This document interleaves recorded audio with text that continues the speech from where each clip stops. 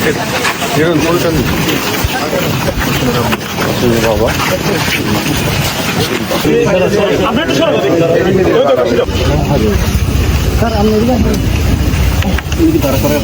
لله رب العالمين والصلاة والسلام على رسوله محمد وآله وأصحابه أجمعين رب العالمين আল্লাহ 1971 সালে দেশকে স্বাধীন করার জন্য যারা আল্লাহ রক্ত দিয়েছেন, জীবন দিয়েছেন, আল্লাহ আয় আল্লাহ আজকের দিনের উসিলায় তাদের প্রত্যেকের কবরকে জান্নাতের বাগান বানাইয়া দেন আল্লাহ রব্বুল আলামিন। বিশেষ করে আল্লাহ 2024 সালে দেশকে আল্লাহ ফ্যাসিবাদ মুক্ত করার জন্য যারা রক্ত দিয়েছেন, জীবন দিয়েছেন, শহীদ হয়েছেন আল্লাহ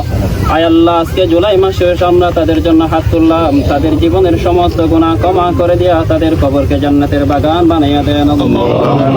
রব্বুল আলামিন। বিশেষ করে আল্লাহ চট্টগ্রামের প্রথম শহীদ আল্লাহ শহীদ মোহাম্মদ ওয়াসিমের কবর আমরা হাত তুলেছি আল্লাহ আয় আল্লাহ আমাদের হাতের উসিলায় তাহার কবরকে জান্নাতের বাগান বানাইয়া দেন আল্লাহ আয় আল্লাহ তাহার বাবা তাহার পরিবারের সদস্যবর্গ হাত তুলেছেন আল্লাহ আয় আল্লাহ সকলের হাতের উসিলায় আল্লাহ তাহার ভুল ত্রুটি ক্ষমা করে দেয়া কবরকে জান্নাতের বাগান বানাইয়া দেন আল্লাহ আয় আল্লাহ রব্বুল আলামিন। বাংলাদেশের সফল রাষ্ট্রপতি, স্বাধীনতার মহান ঘোষক আয় আল্লাহ প্রেসিডেন্ট মরহুম শহীদ জিয়াউর রহমান দুনিয়া থেকে চলে গেছেন, ওনার কবরকে জান্নাতের বাগান বানাইয়া দেন আল্লাহ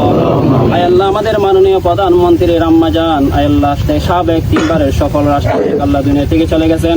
আয় আল্লাহ ওনার কবরকে জান্নাতের বাগান বানাইয়া দেন আল্লাহ আয় আল্লাহ আমাদের মাননীয় প্রধানমন্ত্রী জনাব তারেক রহমানকে আল্লাহ সকল ষড়যন্ত্র মুক্ত থেকে আল্লাহ সমস্ত ষড়যন্ত্র থেকে হেফাজত করে আল্লাহ দেশকে আল্লাহ শান্তিভাবে আল্লাহ পরিচালনার তৌফিক দান করেন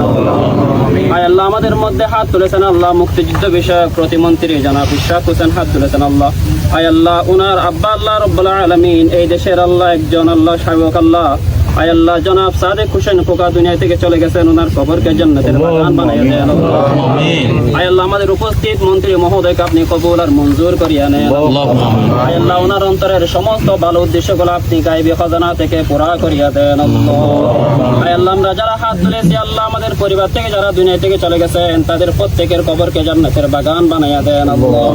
আয় আল্লাহ আমাদের অন্তরের সমস্ত ভালো উদ্দেশ্যগুলো আপনার গায়বী খাজানা থেকে পুরা করিয়া দেন برحمهما كما ربياني صغيرا وصلى الله تعالى على خير خلقه محمد وآله وأصحابه أجمعين وارحمنا معهم برحمتك يا أرحم الراحمين। দেখেন আমি নিজে একজন জুলাইয়ের সপক্ষে একজন ব্যক্তি হিসেবে, একজন রাজনৈতিক কর্মী হিসেবে এবং ফ্যাসিবাদ বিরোধী যে আন্দোলন ছিল সেই আন্দোলনের একজন রাজপথের কর্মী হিসেবে আমি চাই যে যারা জুলাই অভ্যুত্থানে যে গণহত্যা সংগঠিত হয়েছে সেই গণহত্যার সাথে যারা জড়িত ছিল, যারা নির্দেশদাতা ছিল, যারা সেই নির্দেশ পালন করেছে ফিল্ড পর্যায়ে এবং বিগত 17 বছরের যে ফ্যাসিবাদ বিরোধী আন্দোলনের সময় যত গুম খুন হত্যাকাণ্ড সংগঠিত হয়েছে, অর্থাৎ আওয়ামী লীগের সময় বিগত ফ্যাসিবাদী খুনি হাসিনার সময় সকল হত্যাকাণ্ডের সাথে যারা জড়িত সকলের বিচার হোক, এটা আমি মনে প্রাণে চাই এবং আমি এটার জন্য কাজ করে যাব। আমি আমার জায়গা থেকে আমার সরকার প্রধানের সাথে এই বিষয়টি তুলে ধরে দ্রুততম সময় এতে বিচার হয়। শুধু বিচার কাগজে কলমে হলেই হবে না, সেটা কার্যকরও করতে হবে। সেই কার্যকর করার জন্য আমরা প্রস্তুত রয়েছি এবং আমরা চাই সেটা জনগণের দাবি অনুযায়ী। হত্যাকারীরা এখনো দেশের বাইরে থেকে হুমকি দিচ্ছে দেশে আসবে,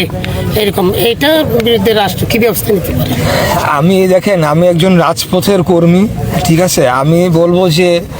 খুনি হাসিনার ফাঁসির দড়ি আমরা হাতে নিয়ে বসে আছি। সে আসবে, সে দূরের থেকে হম্বি দিয়ে যাবে যে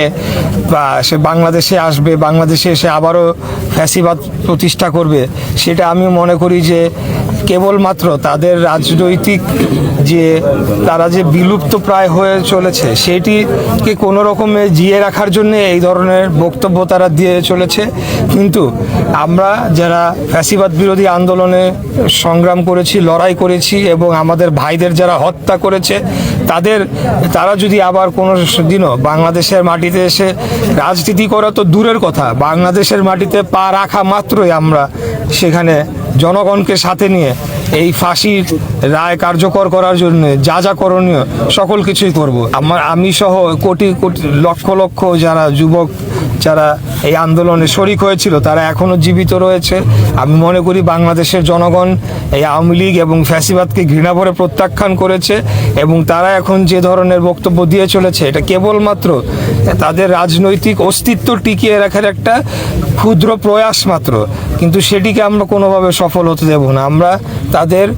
ফাঁসির দড়ি হাতে নিয়ে আমরা বসে আছি, তারা আসুক বাংলাদেশে, আমরাও দেখিয়ে দিব যে বাংলাদেশের জনগণ কিভাবে প্রতিবাদ এবং প্রতিরোধ গড়ে তুলতে জানে, যেটা বিগত 2024 সালের জুলাই মাসে আমরা দেখিয়েছি ইনশাআল্লাহ।